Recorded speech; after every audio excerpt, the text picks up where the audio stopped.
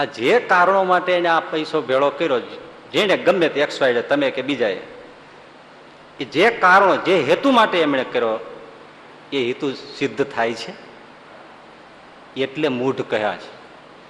હેતુ સફળ થતો હોય તો શંકરાચાર્યને ક્યાં વાંધો છે? ચાલો પેલું ઉપાડો, ભોગવિલાસ છે તો એના સુખ માટે કરે છે, સુખી થાય છે? પૈસા વાળાને પૂછી લો, તમારી પાસે ઓછું હતું ત્યારે તમે જેવા સુખી હતા અને આજે પૈસા તમારી પાસે ખૂબ આવ્યા ત્યારે તમે વિચાર કરો કે બે સ્થિતિમાં તમારી સુખદ સ્થિતિ કઈ હતી? કે ભૂલાતી નથી એ સુખી જિંદગી ને, સુખી જિંદગી ને, કે હંમેશા હતી જ્યાં ખુશી જિંદગી ને, ખુશી જિંદગી. કાંઈ નહોતું ત્યારે સુખી હતા. એનું કારણ છે કે બહુ ભોગ વિલાસ ભોગવીને સુખ લેવા જાય છે, પણ વસ્તુ સ્થિતિ એ સર્જાય છે કે સુખના સ્વાદની ક્ષમતા મરી જાય છે. એ ભૂખ્યા થતા, ખેતરમાં રહેતા કે શહેરમાં ગમે મજૂરી કરીને રહેતા હશો અને 5 રૂપિયાનો કે 1 રૂપિયાનો મકાઈનો ડોડો શેકીને મળતો અને ઝાડને છાંય કે લાકડાના થળીએ બેસીને ખાતા અને જે આનંદ આવતો હતો એ આજ 250 રૂપિયાની થાળી જમવામાં આવતો નથી. કયો? હા,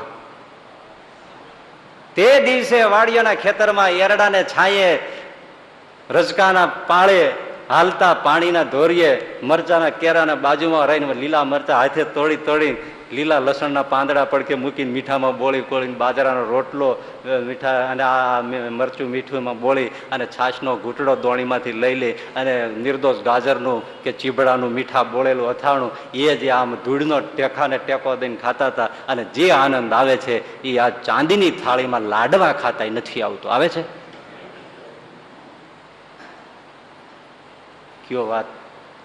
એ ધોરિયાને કાંઠે ઢેફું મૂકીને જે ઊંઘ આવતી હતી એ આજે એકદમ કુલિંગ કરેલા એસીમાં પણ સુખ આવતું નથી.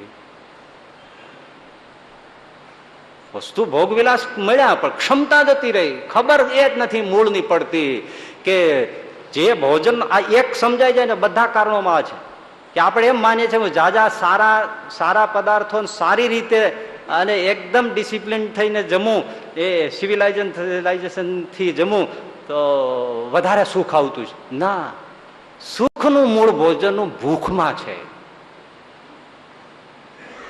ભૂખ લાગી હોય તો સૂકો રોટલો, તે દિવસે ભૂખ હતી અને આ એટલા ભોગ વિલાસ થયા એનું સમજી લો. દરેક વિષયોમાં ભૂખ મરી જાય છે, મૂળ સડી જાય છે, એટલે પછી ક્યાંય સ્વાદ નથી આવતો. જો ને ડાઇનિંગ ટેબલ ઉપર શેઠિયા ગોળા જેવી ફાઇન લઈને બેઠા હોય, 5-10 મિનિટ તો જજ કરવામાં કાઢે, શું ખાઉં શું ખાઉં શું ખાઉં.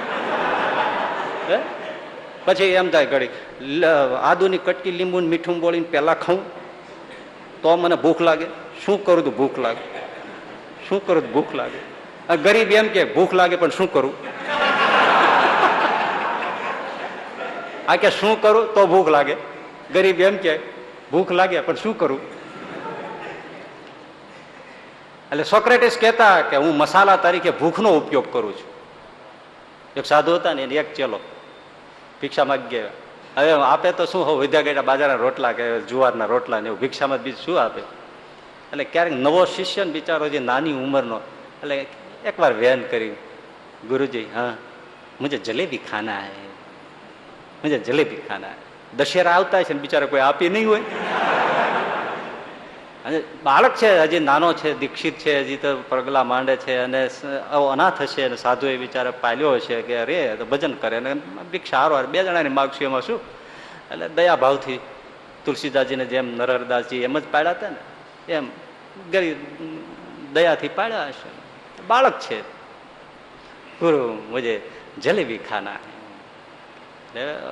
ચાલો ભિક્ષા માગવા જાય. ભિક્ષા માગ ગયા તો બાજરાના જુવારના ટુકડા મળે, બીજું તો શું મળે. લાવીને ઝાડ નીચે બેઠા, પાછું ઓલા કીધું ગુરુજી મુझे જલેબી ખાના. હા આને ઢાંકી દે, જલેબી થવા દે. એટલે આને થઈ ગયું કે મારા ગુરુ પ્રતાપી છે, હવે હમણાં મંત્ર બોલશે અને આ બાજરાના રોટલા જુવારના રોટલાના ટુકડા છે જલેબી થઈ જાય છે. એટલે બિચારો આમ લુગડા નીચે ઢાંકી દીધું, બેઠો. 1-2 કલાક વહી ગઈ. ગુરુજી ભૂખ લાગી તો જોજી જલેબી થઈ ગઈ. ઉગાય તો હજી એના ટુકડા હતા બાજરાના જુવારના ને હજી નથી થઈ તો હજી ઢાંકી દે થઈ જશે. વળી 1 કલાક જેવું વહી ગયું ઓલા ને પછી તો ભૂખ ને ભડકા લાગે ને ભાઈ. गुरुजी वो कड़ी भूख लगी है मुझे खाना है जलेबी खाना है हाँ जलेबी खाना है देख ले होगी कि नहीं એટલે કપડું ઉંચકાવી જોવે તો હજી એના એ ટુકડા તો એ નથી અભી નહીં હોય ઢંક દે ને હો જાયગી જલેબી.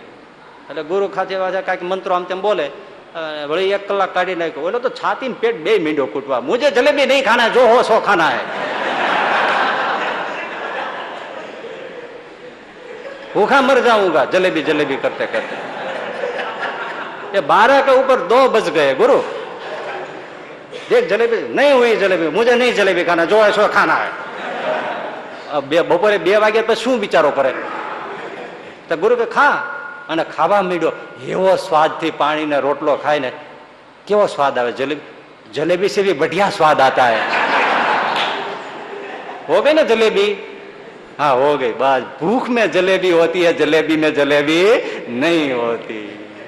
આ મૂળ છે દરેક સુખમાં એનું ક્યાંક આપણી અંદર છે મૂળ સુખનું કેન્દ્ર અંદર છે અને પદાર્થો બહાર છે એટલે આપણે પદાર્થોમાં લેવા જાય છે એટલે માર ખાઈ જાય છે એવું દરેક વિષયોમાં આવું છે એનું મૂળ ક્યાંક ને ક્યાંક ઊંડે ઊંડે આપણી અંદર હોય છે એ જો કેન્દ્રને સેન્ટરને પકડી લેવામાં આવે તો ગમે તેવું પદાર્થ હશે તો સુખ આવશે એટલે સુખની ક્ષમતા જ મરી જાય છે એટલે કોઈ વૈભવશાળી લોકો એને ક્યાંય સુખ આવતું નથી.